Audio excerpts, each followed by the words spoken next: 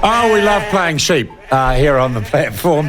Thank you for that, Paul. And our next story, I guess, is about primary produce and that iconic livestock of New Zealand, the sheep. Now, and it's also about the story slightly about an iconic piece of media. Country Calendar. I could call it Hyundai Country Calendar, which is most definitely one of the longest running and most watched pieces of television in this country. But it has stirred an unusual level of controversy amongst the farming community, or the traditional farming community, with a show, 3 weekends ago. It aired an episode featuring Lake Hawea Station's Geoff Ross and his zero carbon, or I think carbon positive certified farm, which uses what I might have mistaken for a satirical piece of taking, because they have switched out. Oh, he's locked off. We're going to get him back. They have,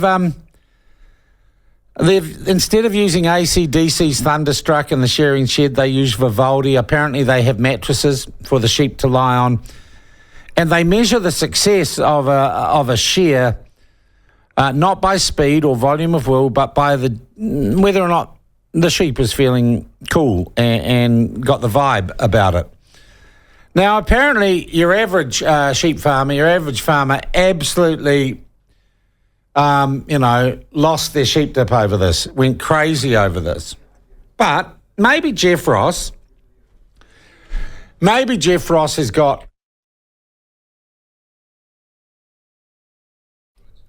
All right, we're just calling Geoff Ross. Maybe Geoff Ross has got a point. Maybe to be truly innovative and internationally competitive, we do have to change the way we do things in the agricultural sector. Now, while we try to get him back up on the phone, I'll give you some background on Geoff Ross. He founded that internationally iconic vodka brand, 42 Below, alongside his wife, Justin Troy. And 42 Below became a global brand that I think he then sold for a lot of money. But Geoff and his family are now focused on farming Lake Hawea Station in Otago, and they are saying it's New Zealand's first carbon-positive certified farm. And they do it a little bit differently. So Geoff Ross joins us from Lake Hawea Station by phone now. Geoff, thank you for joining us. Welcome to the platform. Let's deal kind of with the Country Calendar controversy first, and then get into what you're actually doing down there. First up, are you surprised at the blowback you got from your traditional farmer? Look, yes, from some quarters. Look, in actual fact, there were a few keyboard warriors who came out, and I think they are largely, they were vocal because, like many in some sectors, they're worried about change, and there is change coming to farming, as there is in many sectors. But I guess they're just fearful of change, and many sheep and beef farmers are doing it pretty tough at the moment. It's not a particularly financial rewarding sector. So I guess they saw this as someone promoting even more change, and that was somewhat of a something they weren't keen on. Geoff, I guess traditionally New Zealand has prided itself in primary produce and agriculture on a few things.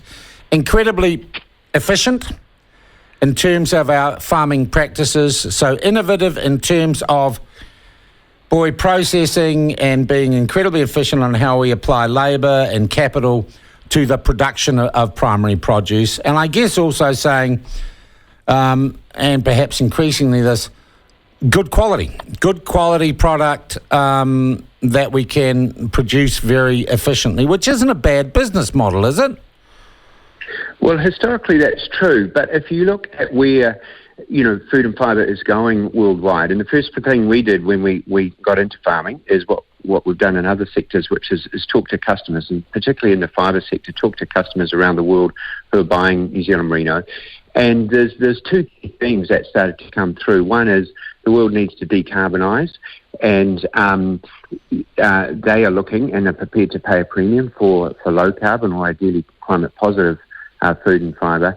And surprisingly for us, the other key theme that came through was a lot of people think offshore that shearing is kind of a brutal process.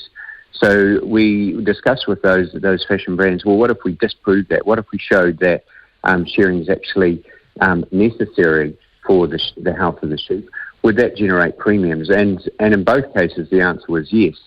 So to answer your question, however, I think Australia in carbon and understanding carbon and the role of carbon in farming is further advanced than us. And I would say in dairy, I'd say Ireland is further advanced than us in understanding. Yeah, but my understanding, and it may be an apocryphal story, is that you can take a litre of milk off a New Zealand dairy farm, put it on a ship, send it to Ireland, put it in the dairy in Dublin, and it's still going to have a lower carbon footprint than the litre of milk from the Irish dairy sitting next to it on the shelf. Well, look, I'm not sure if that's true or not. That seems strange. That would be true, considering Ireland is a pastoral dairy system, just like New Zealand. I would also say, however, that it's how you express your dairy industry, and we're kind of getting off food and fibre, which is our sector. But how you express it, and at the moment, if you look at green, what Ireland's doing in dairy, it's one of the strongest dairy brands in the world at the moment. Geoff, I just want to draw a connection with the marketing in 42 Below, which is what you're best known for. I think the type of practice that you showed on Country Calendar and this idea is innovative and interesting, but surely it is only for the top of the market, these top fashion brands that, if you like, can afford to market to people who can afford to be picky around virtue signalling with what sort of fashion they wear or where their carpet comes from. Surely for the mass of farmers and the mass of consumers, this really isn't the mainstream. I disagree with that. If you speak to pretty much any organisation who's buying merino wool, and merino wool is used for clothing, whether it be for icebreaker or high fashion. All of those organisations I've spoken to and heard from, and many of them we don't yet sell to, their key themes are around carbon, around regenerative agriculture, and around animal welfare. Yeah. And all of them are asking New Zealand farmers to really excel on those fields, and in doing so, that's where the premiums lie. Okay. But does, for example, playing Vivaldi in the shearing shed rather than AC/DC, does it actually result in any change in the merino fibre, in the quality of product itself, or is it all, if you like, perception? Look, I think that's a very, very small part of shearing, and as we said on the episode, classical music is just part of many people's playlist during our 8 days of shearing. Look, the key thing is that sheep calm, and if you stand next to a sheep when it's on the boards being shorn, you know if it's calm or not. If it's kicking, if it's nodding its head around, it's not calm. If it's sitting there happy, if the shearer's happy, it's calm. Now, if that sheep's calm, then a whole lot of energy is not being expended on its adrenals, and that energy, therefore, is going into growing more. Have you got any scientific proof, Geoff, that the calm, happy Zen sheep, that there is any perceptible change in the quality of its wool when it's shorn? I've done a bit of time in shearing sheds, and it's get them through, and it's hot and sweaty, and Yeah.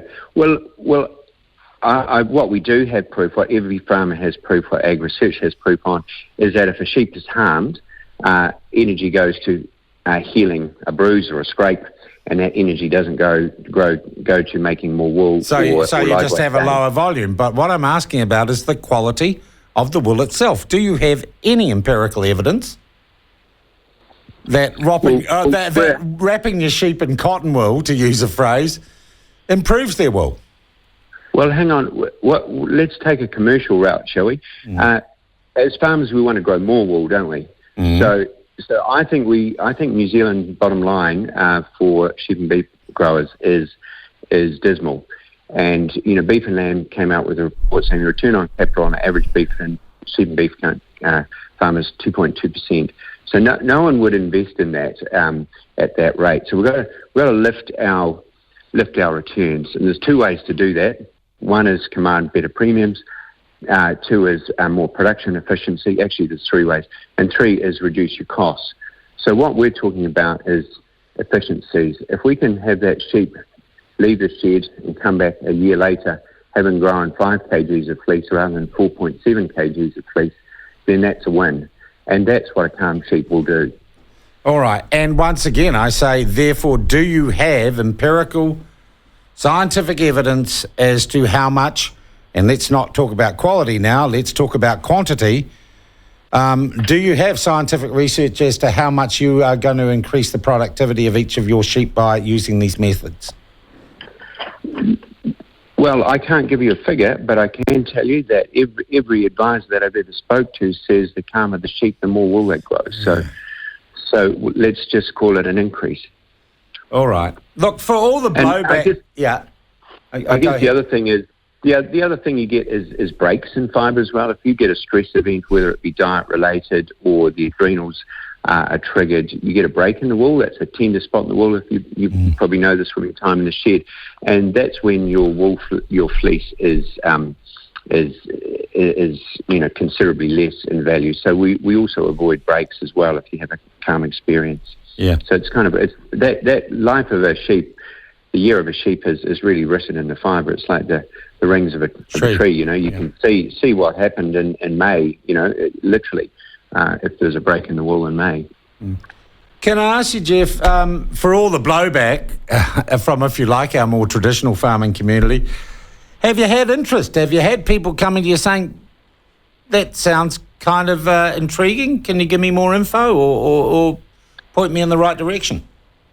Yeah, absolutely. Look, we have had literally thousands of emails, calls, texts from leaders of industry, in meat and dairy. We've had key marketers, and to answer your question, yes, we have had a lot of inquiry from overseas. So, like this year, we share in late August, for instance. So this year's clip is completely sold, as was last year. Yeah. Look, Geoff, you are I think you're described on your own website as a serial entrepreneur. It strikes me this isn't, clever advertising and a pretty good vodka or some good and nicely packaged skincare products. You're kind of taking on the bedrock of New Zealand society here. So is this more than just an entrepreneurial thing? And was it intentional that you made the sort of waves you have in the last month? Look, my wife and I are both from farms. I went to Lincoln, did a farming degree. So the intention was always to go farming at some point. I think when we got to the farm, the opportunity grew on us, and particularly around climate positive farming. So we like many, heard this chat that farming is a villain in climate change. And so one of the first things we wanted to do, our intuition was that many farms in New Zealand are actually climate positive. They sequester more carbon than they emit. So we had our numbers done. That was audited by Toitu. We emit 2,500 tonnes of greenhouse gas a year. That's a big number. But fortunately, through the 16,000 trees we've planted, through the regenerating bush, we sequester 5,500 tonnes a year. So we're over 2 times climate positive. So once we discovered that, we thought, well, there's a major mismatch between perception and reality. Yeah. So how are we going to change that? And how are we going to position New Zealand farmers as actually heroes in climate change rather than villains? Yeah. And so that's we have used, I guess, our position as first certified farm to start doing that. And a lot more farms are now having their position audited. Yeah, Geoff, I've got to say, I've always seen this kind of madness or the inconsistency. Farmers painted, particularly by the extremes of the green movement and the climate change movement, as those who rape the planet and pillage and are doing the worst.